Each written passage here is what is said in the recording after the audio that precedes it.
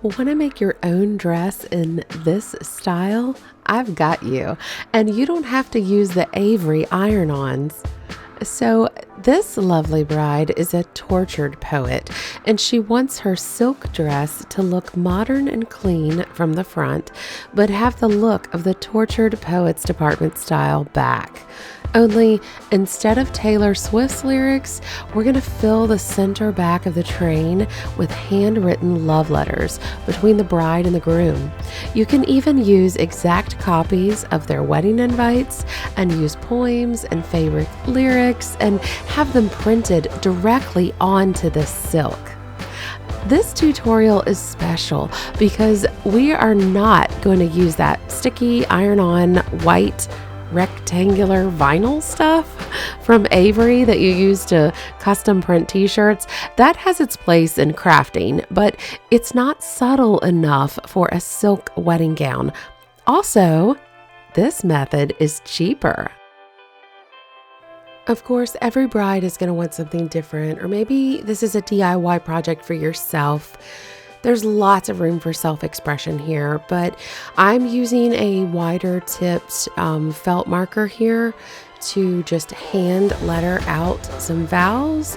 And then I also printed some poems and lyrics, sonnets, things like that off of the computer. I found that I thought it looked the best to vary between handwriting, then also having like the perfection of the font, the script being printed off of the computer. And I liked to vary the thickness also from what was printed. So you'll see that as we work through the project here. On this channel, I like to tell you true stories that correspond with the project that I'm working on. Today's story is very touching. If this were my dress and I was picking out letters to include on the back, I would pick out a letter from my grandfather and make sure to include it among the others. We just marked the 80th anniversary of D-Day last week. That was June 6th, 1944, World War II. The battle on D-Day was horrific. If you aren't a history buff or you think wars are boring, this one is different, I promise you. The morning of D-Day, the Allied troops faced a beach covered in landmines and cliffs that were manned by German machine gunners. The ships opened their bellies, and the soldiers stormed the beaches under a hail of bullets and shrapnel. That was the day the ocean and the sand turned red.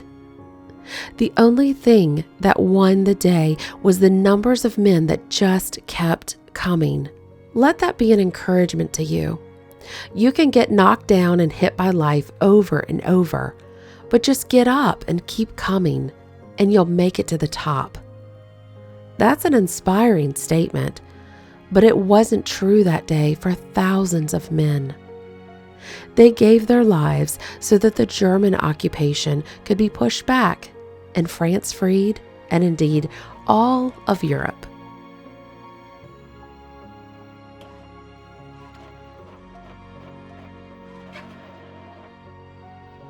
So what does this have to do with a letter? Well, my grandfather, my pawpaw, as we used to call him, was on one of those ships. The night before the invasion, the men had been told they had a 50-50 chance of survival. He wrote a love letter to my grandmother, who was merely his fiancée at the time. He dated the letter June 5th, 1944. He pledged his love to her and told her how badly he wished he was home with her. He vowed to come home as soon as the war was over. The letter was sealed. He dropped it in the mail the next morning before reporting to his post for the invasion. It was postmarked with that date, June 6, 1944. Obviously, he made it home alive, and I'm here to make sure the story lives on. Let me also remind you guys, every story on this channel Although some may have some details changed for privacy, all of them are basically true. They're not fiction, I would tell you if they were. And they're all written by myself. This story actually has nothing changed in it, and it's recorded to the best of my ability. So, yeah, I would have that letter on the back of this dress if it were being prepared for me to wear.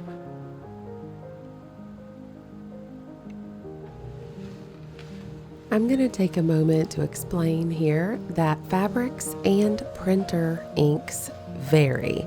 So you're going to want to test this out, but I did find that with this particular printer ink and fabric, I can set the ink immediately after lifting the paper off, and it didn't smudge or give me any trouble. You may not be able to do that, so definitely try that out first. Also, some printer inks automatically set. Some have to be set with the actual chemical solution. Some can be set with vinegar. And also, those solutions and vinegar may conflict with your fabric. So again, pre-test. Do not just set out and do this on a dress without testing ahead of time, because it really can vary. I have 2 different printers, and the ink works completely differently based on the fabrics and based on the printer. One other thing that was so cost effective about this was that I found I was able to use the same pieces of parchment paper over and over again. So I filled up the whole train, the 2 center back panels of this train, and I'll show you in a few minutes. I'll kind of do some B-roll over the back of the train so you can see the details. But I filled it up with only 3 pages of parchment paper. I was able to reuse it that many times. So another thing I wanted to say about that is when I would lift it off, you can see here, I would go back over and kind of set it with a little bit of extra heat. But then I would also sometimes take the parchment paper and place it somewhere else, and I would kind of position them at all different angles, little cattywampus, just to kind of shake things up. I didn't want everything to be perfectly upright, and I would kind of move it and twist it and move it around and just keep pressing it without reprinting, and do that off and on throughout the train, because I kind of wanted a little bit of a smudgy newsprint look. And I know that's not how this Vivienne Westwood dress is that Taylor Swift is wearing in the Tortured Poets Department Eras Tour dress that she's wearing. But that was the look that I wanted here. I just loved that smudgy, grungy look, newsprint look. So I found that I could get a little bit of a lighter, I guess grunge would be the word, look if I would kind of double press with one print, if that made sense.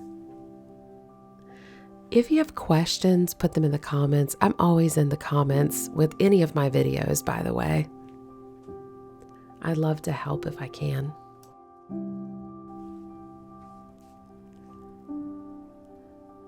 So this video is part of a series. It's called my Celebrity but Bridal series.